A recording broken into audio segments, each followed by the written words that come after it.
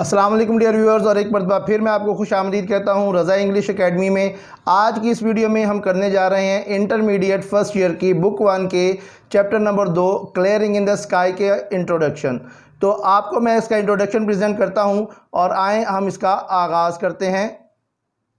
Dear students, تو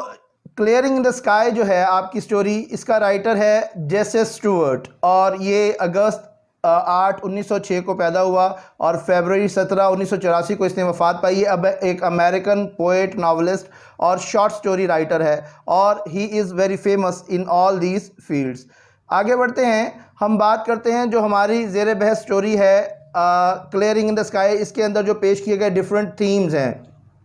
اس کے بارے میں۔ تو اس کا جو ایک امپورٹنٹ تھیم ہے وہ ہے relation of man and nature, انسان اور فطرت کا تعلق۔ ہم میں سے بہت سے لوگ فطرت سے لا تعلق ہو جاتے ہیں وقت گزرنے کے ساتھ ساتھ، خاص طور پر اس مکینیکل لائف میں، اس جدید دنیا میں، زندگی میں تو یہ بہت کامن ہے۔ لیکن کچھ لوگ جو ہیں وہ نیچر کے ساتھ منسلک رہتے ہیں، رہنا چاہتے ہیں، اور اسی لیے جو ہے وہ اگر if they are away from nature they feel that they are not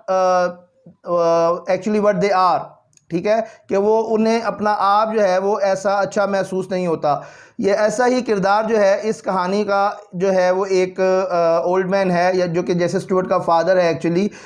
کہ وہ اپنا نیچر کے ساتھ ریلیشن جو ہے اسے برقرار رکھنا چاہتا ہے، اور he feels fit and healthy in the company and in the relation with nature. دوسرا اس کا امپورٹنٹ تھیم ہے فادر سن ریلیشن شپ، باپ اور بیٹے کا تعلق۔ اس کہانی کو جب ہم ریڈ کریں گے تو ہم دیکھیں گے کہ باپ اور بیٹے میں ایک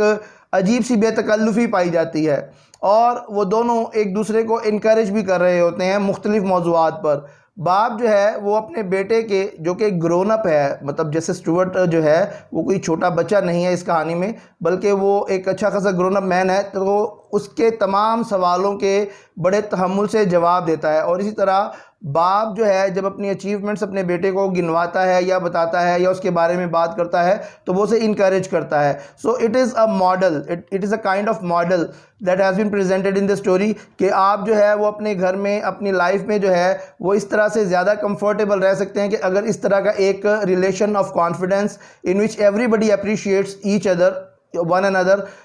اگر وہ آپ اس کو ڈیولپ کرنے میں کامیاب ہو جاتے ہیں تو آپ جو ہے وہ ایک اچھی فیملی اور سوشل لائف گزار سکتے ہیں۔ اس کے بعد جو تیسرا اس کا تھیم ہے وہ ہے سیلف ریلائنس، یعنی خود انحصاری۔ اب خود انحصاری یا سیلف ریلائنس اس میں کہاں سے آتی ہے؟ دیکھیں جی، بوڑھا آدمی جو اس میں بتایا گیا ہے اس کو بہت سی بیماریاں، یا کوئی ایک ایسی خاص بیماری ہے کہ ڈاکٹر اسے بار بار یہ کہہ رہے ہیں کہ تمہارے پاس جو زندگی کے وقت جو ہے یا دن جو ہیں زندگی کے وہ بہت کم بچے ہیں، اور تم یہ اپنے خاندان کے ساتھ گزارو۔ لیکن وہ چارپائی پہ پڑھ کے دوسروں کے اوپر منحصر نہیں ہونا چاہتا۔ عام طور پر ہم اپنی روزمرہ زندگی میں دیکھتے ہیں کہ ڈاکٹر اگر کسی کو کہہ دے کہ جناب آپ کو بیڈ ریسٹ کی ضرورت ہے، تو وہ بیڈ ریسٹ جو ہے وہ اس کو پرولونگ ہی کرتا جاتا ہے، جی ڈاکٹر نے کہہ دیا۔ لیکن ایسا کرتے وقت وہ جو ہے، اگر if you are healthy you should be working, if you are not that is another case، وہ اور بات ہے کہ اگر آپ ہیلدی نہیں ہیں اور actually you need some attention تو اور بات ہے، لیکن if you are healthy you should be working۔ دوسروں پہ بوجھ بننے کا کوئی فائدہ نہیں ہے۔ یہی بات جو ہے وہ بوڑھا آدمی جو ہے وہ اتنی بیماریوں کے ساتھ بھی سمجھتا ہے کہ اگر وہ چارپائی پہ پڑ جاتا ہے، اگر وہ جو ہے وہ آرام کرنے لگ جاتا ہے تو وہ دوسروں پر منحصر ہو جائے گا، اور وہ دوسروں پر منحصر ہونا نہیں چاہتا۔ تو سیلف ریلائنس جو ہے یہ ایک تھیم ہے اس سٹوری کا۔ ایک اور تھیم جو ہے وہ ہے امپورٹنس آف ہارڈ ورک، کہ محنت کی اہمیت۔ اب عمر کے اس حصے میں، جب کہ اس میں جو بوڑھے آدمی کی عمر بتائی گئی ہے وہ 70 برس ہے، 70 برس کی عمر میں بھی وہ آدمی جو ہے ایک زمین کے ٹکڑے کی کاشتکاری کرتا ہے اور محنت کرتا ہے، اور جو وہ حاصل کرنا چاہتا ہے وہ حاصل کرتا ہے۔ یعنی اس کے باوجود کہ اسے ڈاکٹرز نے بار بار جو ہے وہ خبردار کیا ہے کہ اسے بیماری ہے، وہ مر سکتا ہے، لیکن یہاں وہ یہ ثابت کرنا چاہتا ہے کہ even fear of death can not stop a man if he is resolute، even fear of death cannot stop a man from achieving what he wants to achieve۔ تو اگر وہ کچھ حاصل کرنا چاہتا ہے تو موت کا خوف بھی اسے وہ حاصل کرنے سے نہیں روک سکتا، بشرطے کہ وہ شخص جو ہے وہ ریزولیوٹ ہو اور وہ ہارڈ ورک کر سکتا ہو۔ اس کے بعد کریج اینڈ ڈٹرمنیشن کی ٹو سکسیس، کہ اگر آپ میں جرت ہے اور ارادہ ہے تو یہی آپ کی کامیابی کی کنجی ہے۔ جیس اسٹوارٹ کا والد جو ہے وہ یہ دونوں چیزیں رکھتا ہے، اور یہی چیزیں جو ہے وہ اپنی اولاد میں جو ہے وہ ٹرانسفر کرنا چاہتا ہے، اسی لیے وہ جیس اسٹوارٹ کو اپنا آخری صاف کیا گیا زمین کا ٹکڑا دکھانے کے لیے پہاڑ کی چوٹی پر لے کے جاتا ہے، تاکہ وہ اسے بتا سکے کہ یہ کام جرت اور عزم کے ساتھ ہوا ہے، اور اس کی اولاد جو ہے وہ اس کے جرت اور عزم سے سیکھے اور وہی خوبیاں ان میں بھی ڈیولپ ہوں، کیونکہ اس دنیا میں کامیابی کی سب سے بڑی کنجی جو ہے وہ یہی ہے۔ اس کے بعد ریکلیکشن آف پاسٹ، ٹھیک، تو یہ ایک اہم تھیم ہے یہاں کا کہ بوڑھا آدمی جو ہے وہ اب اپنے ماضی کو یاد کرتا ہے، ٹھیک، جوانی کو یاد کرتا ہے، اس وقت کو یاد کرتا ہے جب وہ اپنی تمام صلاحیتوں کو بروئے کار لاتے ہوئے پورے طاقت سے کام کر سکتا تھا، لیکن اب بھی وہ جس حد تک ممکن ہے کام کر سکتا ہے۔ وہ اپنے بیٹے کو جب لے کر چلتا ہے پہاڑ کی چوٹی کی جانب، تو رستے میں مختلف جگہوں پر رکتے ہوئے مختلف واقعات جو منسلک ہوتے ہیں وہ ماضی کے اسے یاد کرتا ہے۔ اسی طرح بیٹے کو بھی اپنے بچپن کی کچھ یادیں جو اس نے اپنے والدین کے ساتھ گزاری ہیں وہ یاد آتی ہیں، تو یہ جو ہے ریکلیکشن آف پاسٹ جو ہے یہ بھی اس کا ایک تھیم ہے۔ And you recollect your past in a better way if you have lived it in a better way, آپ اپنے ماضی کو ایک اچھے انداز میں یاد کر سکتے ہیں اگر آپ نے اسے اچھے انداز میں جیا ہے۔ تو بوڑھے آدمی نے جو ہے، جو اس سٹوری کا اولڈ مین ہے، جو رائٹر کا والد ہے، اس نے اپنا ماضی بہت شاندار جیا ہے، اس لیے وہ اسے فخر کے ساتھ یاد کر سکتا ہے۔ ہم آگے بڑھتے ہیں۔ اس کہانی میں صرف دو کریکٹرز ہیں، ایک تو ہے اولڈ مین جو کہ رائٹرز فادر ہے، اور دوسرا ہے جیس جو کہ رائٹر خود ہے، جیس اسٹوارٹ۔ اب یہ بھی بات آپ ذہن میں رکھیں کہ ایک آئیڈیا یہ بھی دیا جاتا ہے کہ اس کہانی میں ایک تیسرا کریکٹر نیچر ہے، ٹھیک، سو یہ ایک لمبی بحث ہو جائے گی، لیکن جو ہمیں ویزیبلی دو کریکٹرز نظر آ رہے ہیں، ایک ہے اولڈ مین اور دوسرا ہے جیس۔ آگے بڑھتے ہیں اور اس کے پلاٹ کی بات کرتے ہیں۔ پلاٹ میں نے آپ کو پہلے بھی بتایا تھا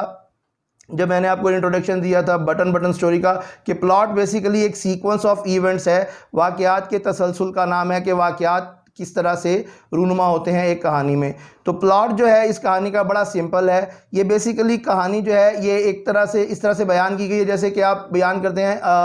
most memorable day of my life, میری زندگی کا کوئی بہت یادگار دن، اس طرح کے انداز میں پریزنٹ کی گئی ہے۔ شاید ممکن بھی ہے کہ جیس اسٹوارٹ کے لیے بہت یادگار دن ہو جو اس نے اپنے والد کے ساتھ گزارا۔ اب جیس اسٹوارٹ جو ہے وہ اس کہانی کا آغاز اس طرح سے کرتا ہے کہ اس کا والد کہانی کے بالکل آغاز میں ہی اپنی چھڑی سے اسے وادی کے پار اشارہ کرتے ہوئے کہتا ہے کہ بھئی یہ رستہ ہے، اس رستے پر ہم کو آگے جانا ہے، اور ساتھ ہی جیس اسٹوارٹ جو ہے وہ یہ بھی بیان کر دیتا ہے کہ بھئی درجہ حرارت بہت زیادہ تھا، اور یہ وہ اپنے والد سے بھی اس کا اظہار کرتا ہے کہ کیا اتنی گرمی نہیں ہے کہ آپ زیادہ پیدل نہ چل سکیں، اور وہ یہاں پہ یہ بھی بیان کرتا ہے کہ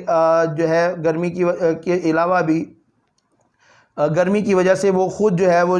جو مطلب اپنے والد کے گھر پہاڑ پہ چڑھ کے پیدل آیا ہے، تو ظاہر ہے وہ بھی تھکن کا شکار ہوگا اور وہ جانا نہیں چاہتا، لیکن وہ ایک بات جانتا ہے کہ اس کا والد جو ہے جب کسی بات کے لیے اپنا ذہن بنا لیتا ہے، ارادہ کر لیتا ہے، تو وہ اسے کرتا ہے، چاہے پھر برف باری ہو رہی ہو یا آگ برس رہی ہو، تو وہ دونوں صورتوں میں جو ہے وہ اسے کرتا ہے، تو اس لیے اسے اپنے والد کے ساتھ جانا پڑتا ہے۔ سفر کا آغاز کرتے ہوئے بوڑھا آدمی الفالفا نامی ایک جڑی بوٹی کی ایک مٹھی کاٹتا ہے اور اپنے اور سورج کے درمیان جو ہے وہ دھوپ سے بچاؤ کے لیے اسے رکھ لیتا ہے، اور الفالفا کے بارے میں وہ بات کرتے ہیں۔ آگے بڑھتے ہیں، وہ بوڑھا آدمی جو ہے وہ اسے جنگل سے گزرتے ہوئے بتاتا ہے کہ اسے یہ جنگل بہت پسند ہے، اور وہ یہ بھی اسے بتاتا ہے کہ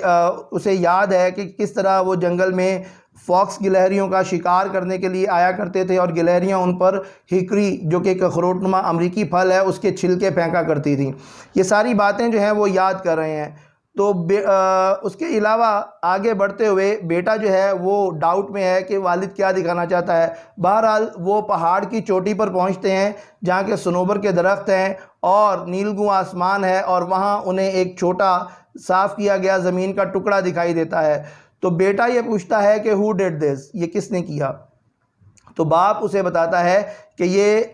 اس بوڑھے آدمی نے یعنی جیس اسٹیورٹ کے والد نے زمین کا یہ ٹکڑا صاف کیا اور اس کی کاشتکاری کی۔ وہاں پر وہ باپ بیٹا جو ہے ان میں مزید گفتگو ہوتی ہے۔ وہ کہتا ہے کہ ابا جی ہمارے پاس وادی میں اتنی زمین ہے تو آپ یہ زمین جو ہے اس کی کاشتکاری کرنے اتنی اونچائی کے اوپر کیوں آئے؟ تو وہ اسے بتاتا ہے کہ میں نے زندگی میں ہر طرح کی زمین کو آزمایا ہے اور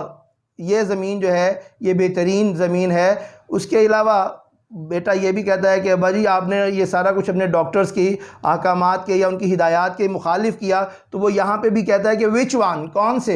کون سے ڈاکٹر کی بات کر رہے ہو کہ مجھے تو ہر ڈاکٹر نے یہی کہا ہے کہ بابا جی تمہارے دن گنے چنے ہیں، ٹھیک ہے، you are about to die, you are about to pass away. تو وہ جو ہے کس ڈاکٹر کی تم بات کر رہے ہو؟ مجھے تو سبھی ڈاکٹرز نے ایک بات کہی ہے، لہٰذا کوئی فرق نہیں پڑتا کہ میں کس کی مانتا ہوں کس کی نہیں مانتا۔ اس کے بعد جو ہے بیٹا جو ہے اسے بھی اپنا ماضی یاد آنا شروع ہوتا ہے اور وہ یاد کرتا ہے کہ ان پہاڑی چوٹیوں پر کبھی اس کے والد اور والدہ کاشتکاری کرتے تھے جب وہ بہت چھوٹا تھا، اور اسے یہ بھی یاد آتا ہے کہ جب وہ 6 برس کا تھا تو اس کے والد نے اس کے لیے ایک چھوٹا لکڑی کا ہل بنایا تھا جو اس نے کہیں کیاری میں گم کر دیا، اور پھر اس وقت تک روتا رہا جب تک اس کے والد نے اس کے لیے ایک اور جو ہے وہ ہل نہیں بنا دیا۔ یہاں پر وہ یہ بھی بتاتا ہے کہ اسے کبھی دوسرے ہل سے اتنی محبت نہیں تھی جتنے پہلے سے تھی، اور یہ ساری چیزیں جو ہیں وہ ماضی کی اسے بھی یاد آتی ہیں۔ اس کے بعد اگلا جو ہے اگلے مقام پر وہ اپنے والد سے یہ پوچھتا ہے کہ اس نے اتنے اونچی جو ہے وہ راستے پہ آنے کے لیے جب وہ آ رہے تھے، یہ کہانی کے کچھ پچھلے حصے سے ہے کہ جب وہ آ رہے تھے تو بوڑھے آدمی نے جو ہے وہ بالکل سیدھا عمودی راستہ پہاڑ پہ چڑھنے کے لیے اختیار کیا۔ تو اس بیٹے نے پوچھا کہ ابا جی یہ ادھر ارد گرد بہت سے زگ زیگ رستے بھی بنے ہوئے ہیں جو دائیں بائیں سے گھومتے ہوئے بل کھاتے ہوئے جو ہے وہ پہاڑ کی چوٹی پہ چڑھتے ہیں، تو آپ یہ مشکل والا بالکل سیدھا والا راستہ کیوں اختیار کر رہے ہیں؟ تو وہ اسے کہتا ہے کہ میں تمہیں اس کی بعد میں وضاحت کروں گا۔ اب جب کہ وہ کھیت کو دیکھ چکا ہے بیٹا بھی اور وہ ساری باتیں ہو چکی ہیں، تو آخر میں بیٹا ایک دفعہ پھر پوچھتا ہے، کیونکہ اس کے والد نے اسے کہا تھا کہ وہ اسے آخر میں اس کی وضاحت کرے گا، تو بیٹا ایک دفعہ پھر پوچھتا ہے کہ ابا جی یہ آپ نے جو ہے وہ سیدھا راستہ کیوں اختیار کیا؟ تو وہ اسے بتاتا ہے کہ جب اس نے اپنی محنت کا آغاز کیا تھا تو اس وقت وہ بالکل سیدھا نہیں چڑھ سکتا تھا، لہٰذا اس نے پہاڑ پر چڑھنے کے لیے سرکولر راستے بنائے، اور جیسے جیسے وہ بہتر ہوتا گیا وہ ان رستوں کو عمودی کرتا گیا۔ اس طرح سے ایک انداز سے وہ اپنی صحت کو بھی جانچ رہا تھا۔